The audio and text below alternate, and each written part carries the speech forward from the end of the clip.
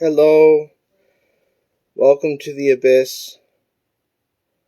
This is Doth Nihilus. We are performing the March Red Mass. I am just trying to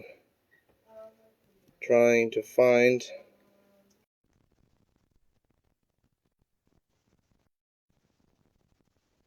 there we go.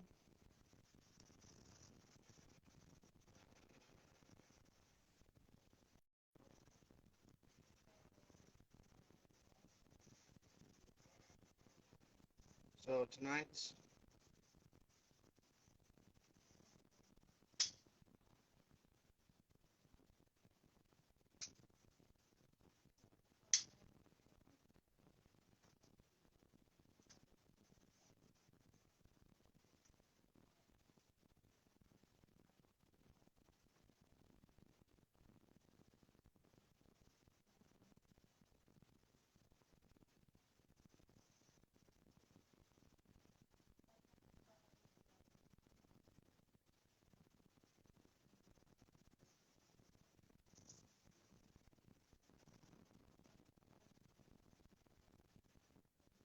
Yield Babylon, Yield Babylon, Yield Babylon.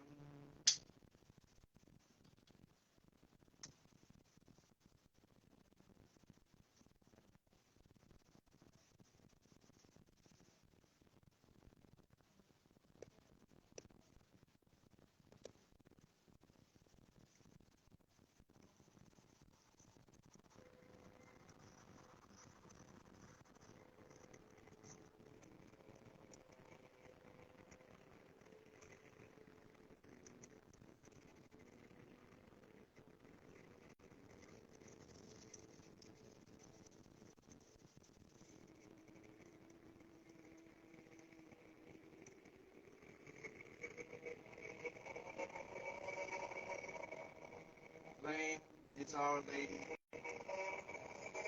Flame is her hair. I am flame.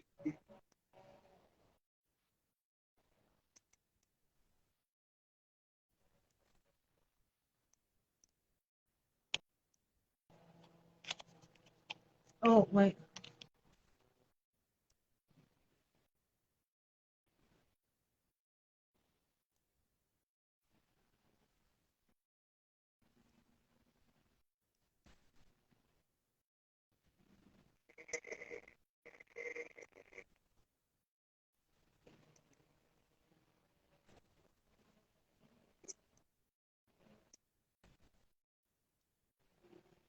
From lead to gold, through body and blood.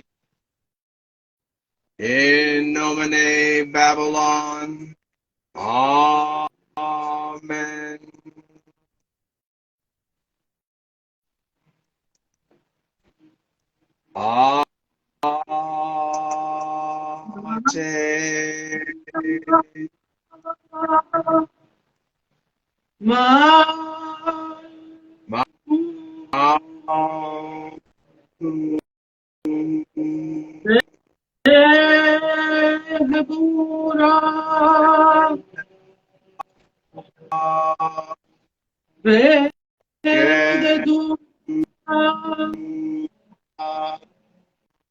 Amen.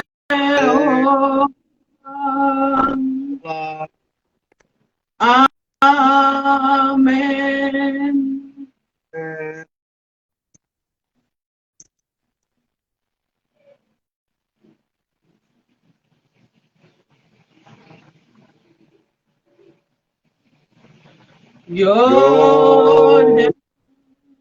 va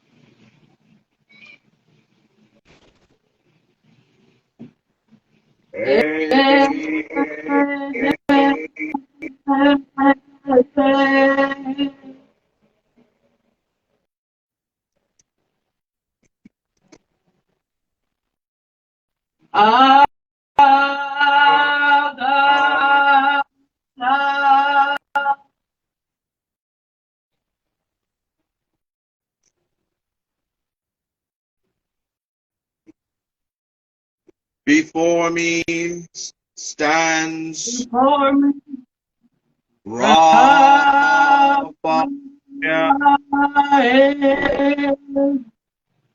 behind me, Behind me stands Gabriel.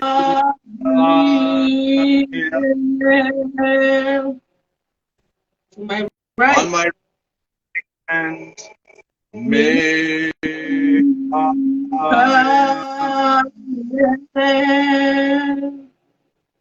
to my left, And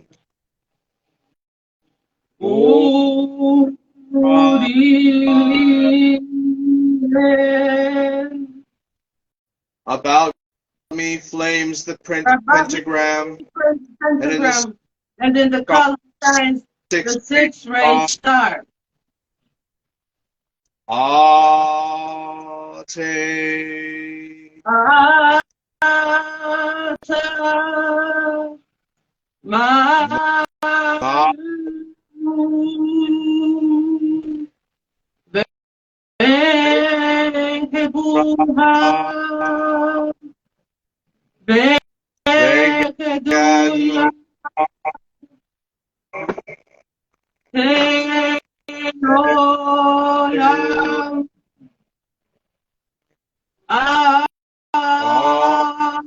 Amen.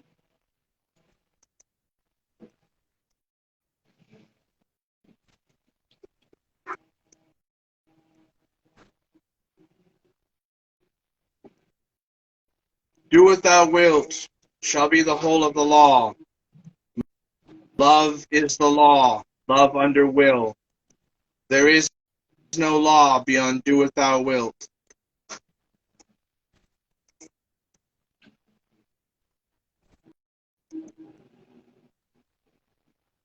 I now state the creed. We affirm and apprehend one secret and ineffable principle, that of one star in the company of stars, of whose fire all are created, and to which all shall return. One Father of life, mystery of mystery, his name Chaos, the sole vice-regent of the sun upon the earth, and one heir, the nourisher of all that breathes. And we profess one earth, mother of us all, in whose endless black womb wherein all are begotten, and wherein all shall rest. Mystery of mystery. Their name, her holy name, Babylon. And we reveal no to comprehend the serpent and the lion. Mystery of mystery. Their name, the universal union. And we believe in one Gnostic and amalgamated sacramental church of light, life, love, and liberty, made achievable by the aggregoric manifestation of the one six current, subject to the call and the word of whose laws for all, Belima. And we profess our belief in the communion of saints and the full recognition thereof. And for as much meat and drink are transmuted in us daily into spiritual substance, we know and affirm the miracle of the Mass. And we acknowledge one baptism of wisdom, whereby we accomplish the miracle of incarnation, and one baptism of understanding, whereby we accomplish the miracle of integration. Therefore, we affirm our lives, each one absolute, individual, and eternal, that was and is to come, avowing there is no part of us that is not of the gods. All. All. Okay. All. That is take me to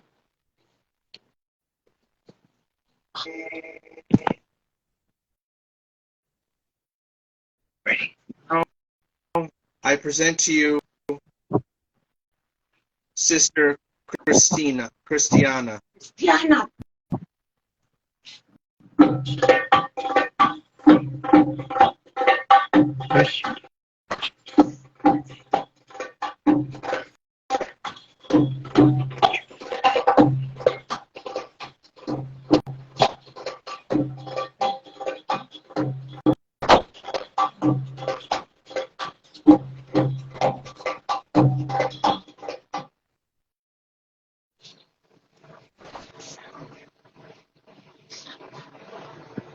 One second.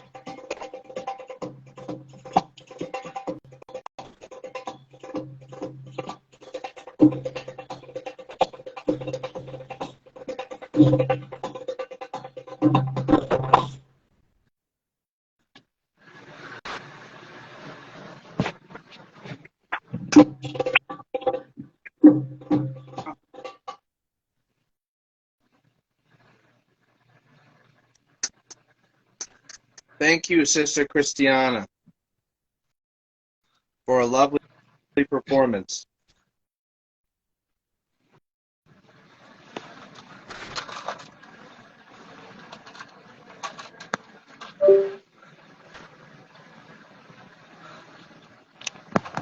I will now continue prayer with Babylon.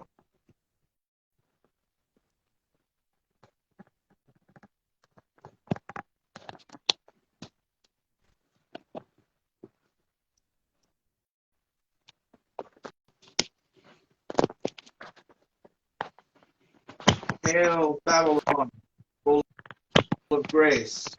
The beast is with thee.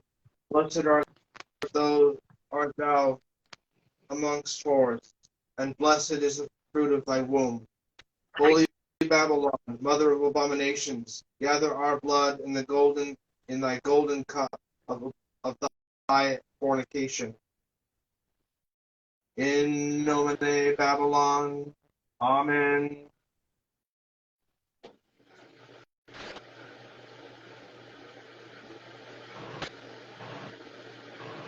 Thou art the harlot that shaketh death. This shaking giveth the peace of satiate lust. Immortality jutteth from thy skull, and music from thy vulva. Immortality jutteth from thy vulva also, for thy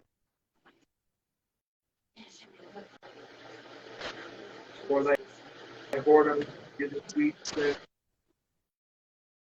like a seven-stringed instrument, laid unto God the invisible, the all-ruler that goeth along, giving the shrill scream of orgasm. Thou art the harlot that shaketh death. This shaking giveth the peace of satiate lust. Immortality jutteth from thy skull, and music from thy vulva. Immortality jutteth from thy vulva also, for thy whoredom is a sweet scent, like a seven-stringed instrument, laid unto God the invisible, the all-ruler that goeth along, giving the shrill scream of orgasm. Thou art the harlot that shaketh death. This shaking giveth peace of satiate lust. Immortality jutteth from thy skull, and music from thy vulva. Immortality jutteth from thy vulva also, for thy whoredom is a sweet scent, like a seven-stringed instrument, played unto God the invisible, the all-ruler that goeth along, giving the shrill scream of orgasm. Thou art the harlot that shaketh death.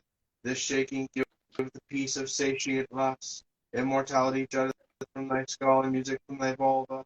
Immortality jutteth from thy vulva also, for thy whoredom is a sweet scent, like a seven-stringed instrument, played unto God the invisible, the all-ruler that goeth along, giving the shrill scream of orgasm. Thou art the harlot that shaketh death. This shaking giveth the peace of satiate lust. Immortality jutteth from thy skull, and music from thy vulva. Immortality jutteth from thy vulva also, for thy whoredom is a sweet scent, like a seven-stringed instrument, played unto God the invisible, the all-ruler that goeth along, giving the shrill scream of orgasm. Thou art the harlot that shaketh death. This shaking giveth the peace of satiate lust. Immortality jutteth from thy skull, and music from thy vulva. Immortality jutteth from thy vulva also, for thy whoredom is a sweet scent, like a seven-stringed instrument, played unto God the invisible, the all-ruler that goeth along, giving the shrill scream of orgasm. Thou art the harlot that shaketh death. This shaking giveth peace of satiate lust. Immortality jutteth from thy skull, and music from thy vulva. Immortality jutteth from thy vulva also, for thy whoredom is a sweet scent, like a seven-stringed instrument, played unto God the invisible, the all-ruler that goeth along, giving the shrill scream of orgasm. Hail to thee, O Babylon, who art the mother of abominations and holy core, those whose love pours out for all her children. Glory to thee, O Babylon, glory to she who guards the abyss from her mystical sea. The grace of her splendor deservedly won. I raise up the cup and sing in luxurious love unto thee. I adore thee.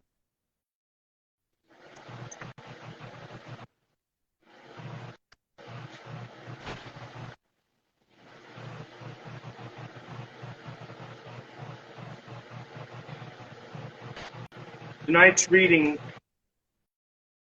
will be from the essay by Jack Parsons, Doing Your Will. Tonight I will attempt to present you with the outline of a particular reduction of the philosophy behind the Book of the Law, as it applies to our modern life. This will be difficult, since there is an enormous background of technical, historical, social, and psychological data, which I shall be forced to omit. This is all available. I hope that you will be sufficiently interested to review it yourself, if you have not done so. If you will remember that I am dealing with the end product of this material and trying, in a very short period, to condense this into a practical conclusion, I will appreciate your tolerance. There are certain individuals who aspire to a maximum of independence in thought and in action, in order to achieve the optimum in the function of their nature and in their creative will.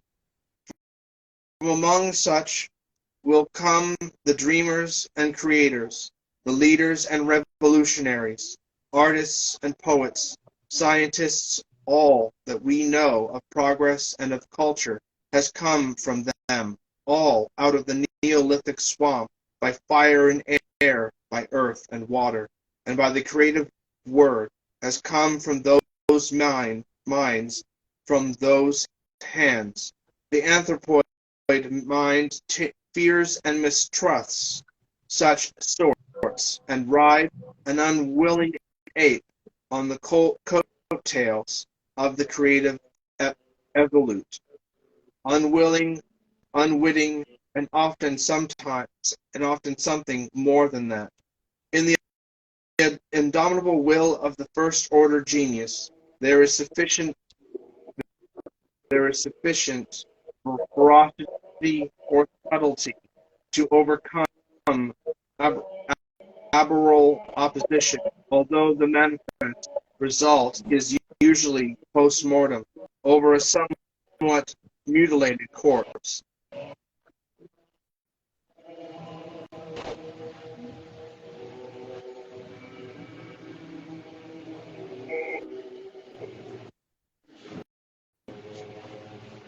There are numberless fine minds, men and women of high talent,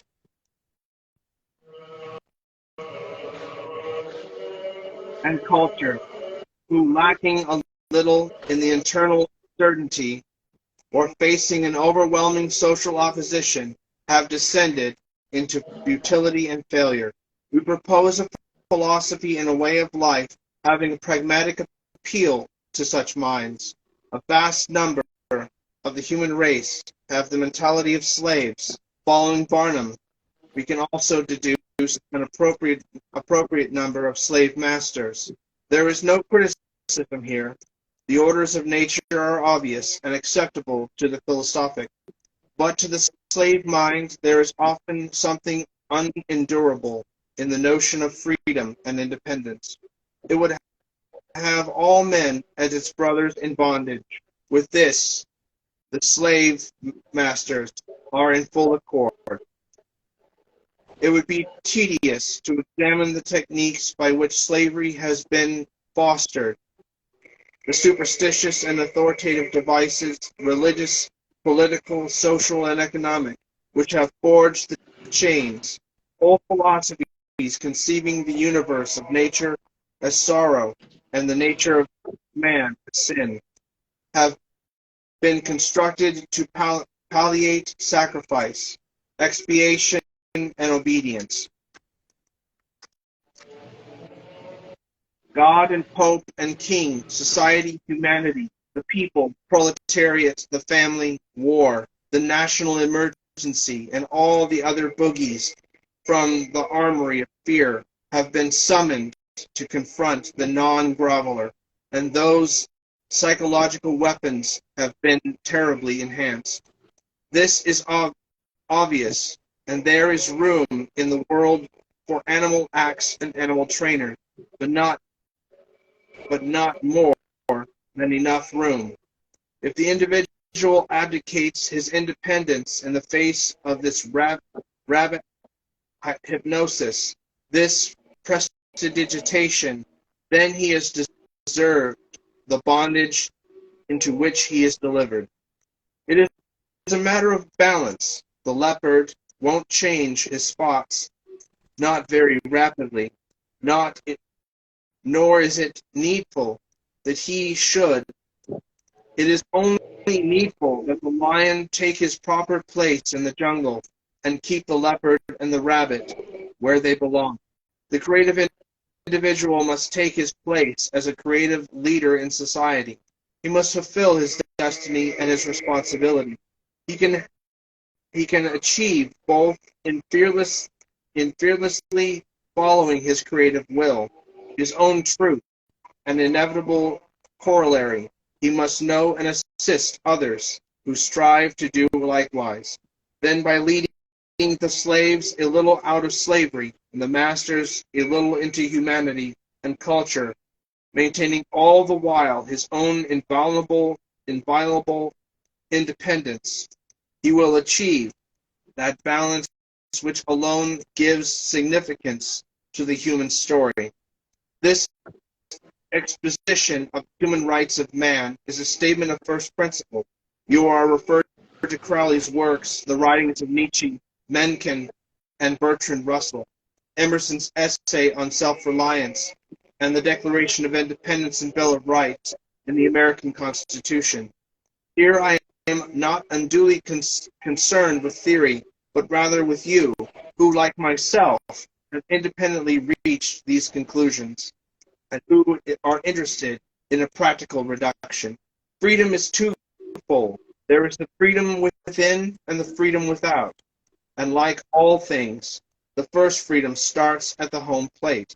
The mainspring of the individual is his creative will. This will is the sum of his tendencies, his destiny, his inner truth. It is the one with the force that makes the birds sense and flowers bloom. Birds sing and flowers bloom. As inevitable as gravity, as implicit as a bowel movement, it informs alike atoms and men and suns. To the man who knows this will, there is no why or why not, no can or cannot. He is. There is no known force that can turn an apple into an alley cat. There is no known force that can turn a man from his will. This is the triumph of genius, that surviving the centuries enlightens the world. This force burns in every man. There are those who are too cowardly, too weak to see or express it. There are those who are too full of pretense, of gullibility, of fear and greed to give it utterance. Their lot is bitterness, failure and frustration, and ashes are their portion. There are those who are bewildered, at odds with themselves, overwhelmed by adversity. They seek the light, and if they persevere, they will find it within themselves. There is no more need. You should be polite about it. You may even be gentle about it. Wanton hurt is needless and gains nothing, but inner inflexible strength, terribly gentle in its own right of expression, can and must follow its own will as surely as the star follows its own orbit, undeterred and undisturbed by the wailing of inhabitants of minor satellites. Fear of insecurity. I might lose my job. This is the most paltry, the most despicable of the excuses. This slavish whine for daily bread. Anything you say, masters, I'll be good. Just feed me. Have fortitude. Be courageous, and the adventure of life is yours. Failure can there be an ultimate failure. Where manhood is sustained, is not any failure in freedom better than any success in the slave pen? Yes, you might agree. At least I assume that somebody might agree. But these things are difficult. Where do we start? We start naturally with the least of the little things. For on the other end, the fulcrum from that little universe, that little thing is the universe, and all your heart's desire. Dedicate yourself to your best and highest, and begin. What is the person what is the person you most desire to be? I mean freely and honestly, not morally. Imitate that person, and what began as imitation will be perfection.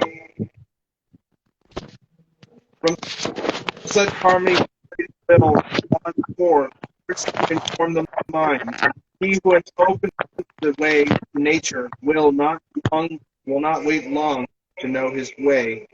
In the beginning and consistent action dedicated to the discovery of the will, or it is developed for its development suffices. The nature of an act is no wise important, so long as it serves as a lever to set the will in motion, and so long as it is repeatedly performed.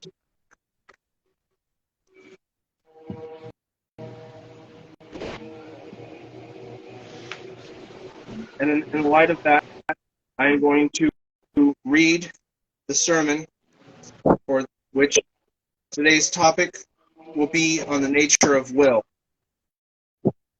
In the book of the law, it do what thou wilt should be the whole of the law. So how does one go about doing their will?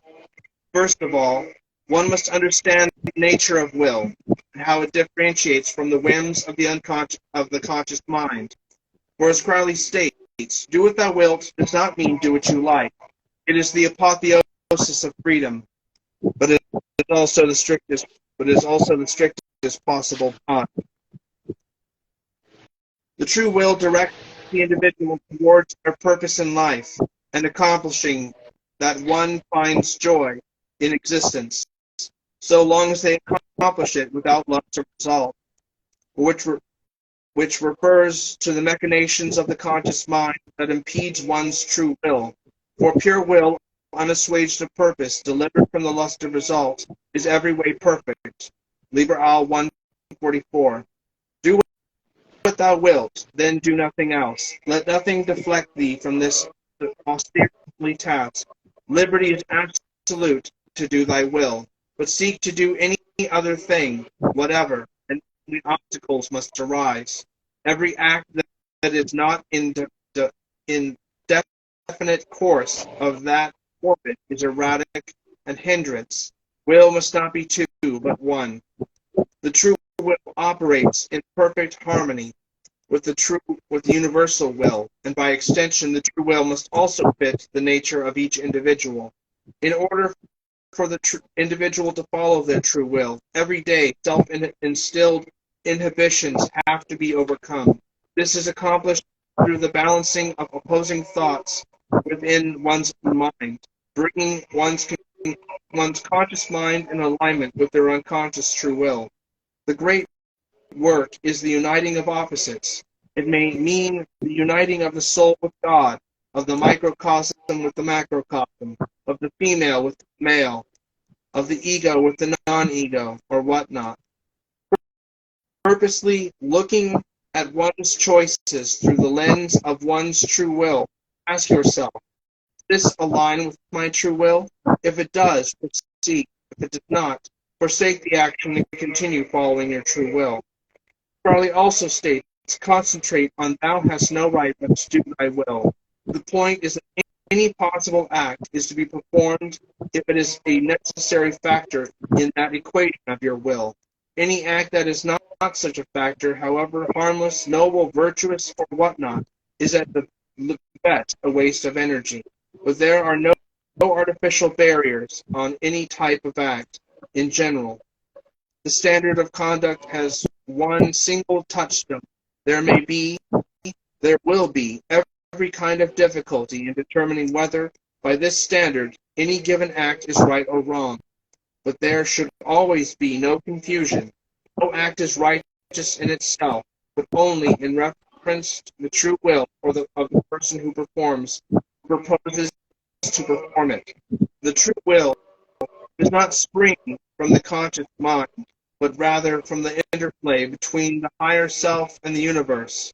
Those who are in tune with their true will have eliminated all false desires, conflicts, or habits, and have united their will with the will or logos of the universe. Crowley also believed, in order to discover the true will, one had to free themselves from the whims of the conscious mind, especially restrictions like sexual expression placed upon them by social convention. He identified the true will with the holy guardian angel, a spirit unique to each individual. The pursuit of achieving knowledge and conversation with one's holy guardian angel is also known as the Great Work. And it is this ritual that Crowley emphasized as being of the utmost importance to the magician. Quote, the angel is in truth the logos, articulate expression of the whole being of the adept, so that as he increases in the perfect understanding of his name, he approaches the solution of the ultimate problem, who he himself truly is. The angel is the spiritual son of the soul of the adept. The angel is true self of his subconscious self, the hidden life of his physical life. In duty, Crowley identifies the true will with the perfect nature of the individual, which is another term for the holy guardian angel. Likewise, in the message of the Master Therion, Liber 2, it is suggested that the individual true will is the result of a person's prior incarnations. However, Crowley stops short of asserting the validity of this. He instead recommends developing magical memory and connecting the aspirant's abilities and remembered past with some purpose. In conclusion, I leave you with this quote from IO 131 from its article, New Aeon Initiation. The work of each person is the release of identification with the ego and the consequent identification with Horus. That which transcends life and death and all dualities. Horus, the sun, is a symbol of that which contains and transcends dualities, an image of our true selves, identical in essence, yet diverse in expression for each individual. The true self never dies, as it is beyond all limitation, containing all things and relations within itself. The essential symbol metaphor is that the star of unity is always shining, potentially conscious, but we identify with the ego self and are therefore mired in duality and limitation. Once you identify with the ego, you are immediately not the non-ego or the world, and therefore the world becomes two instead of one. And that is tonight's sermon. We will now continue with the Eucharistic portion of the Red Mass. With the help of Sister Christiana, who will be performing the dedication of the wine.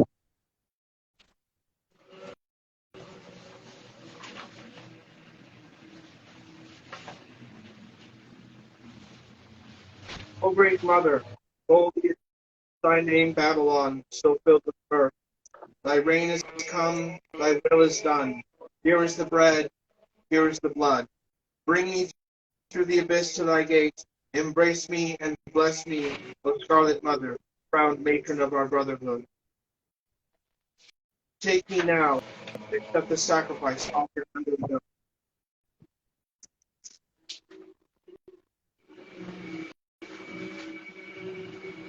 This bread I eat, this oath I swear, as I inflame myself with prayer. There is no grace, there is no guilt. This is the law. Do it thou wilt.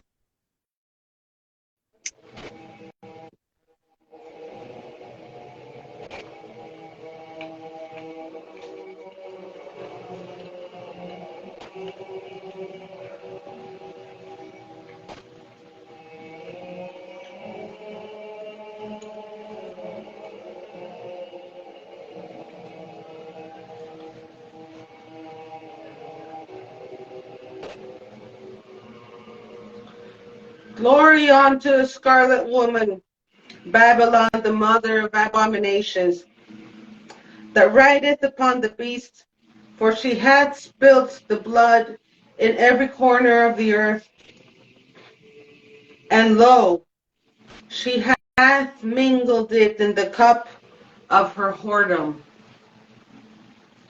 With the breath of her kisses hath she fermented it, and it hath become the wine of the sacrament, the wine of the Sabbath. And in the holy assembly hath she poured it out for her worshippers. And they had become drunken thereon, so that face and face they beheld my Father. Thus are they made worthy to become partakers of the mystery of this holy vessel, for the blood is the life.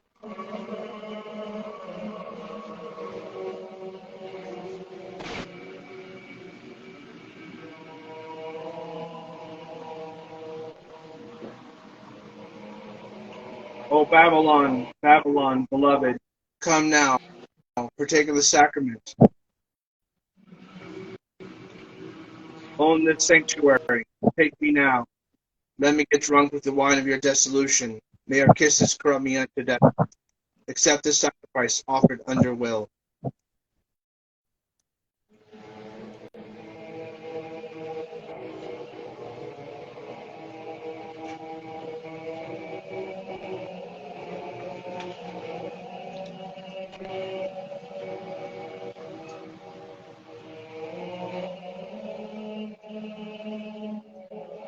Thank you for blessing us, O great mother of Babylon. Stay if you will, go if you must. Hail and farewell. Ad gloria nostra Domina Abisi. This Mass has ended. Go now in peace.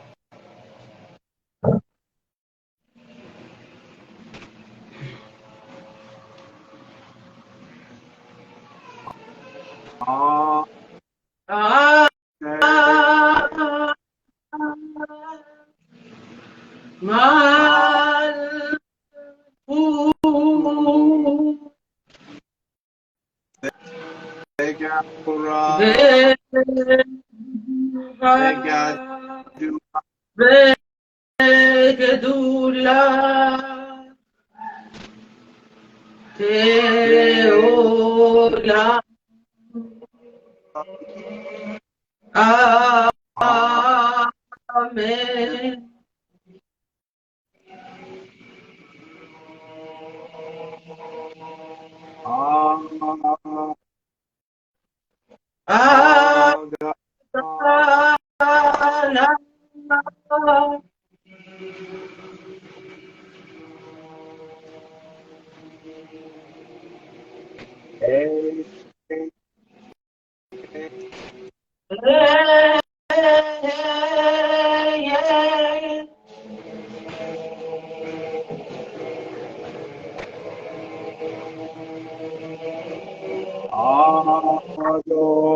Adonai.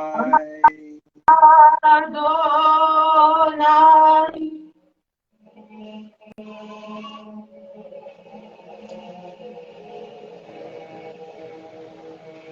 Yo te va. Oh,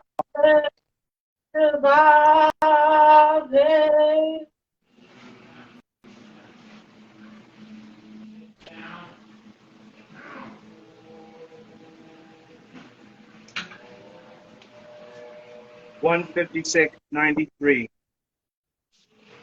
May all have a good night, and Babylon.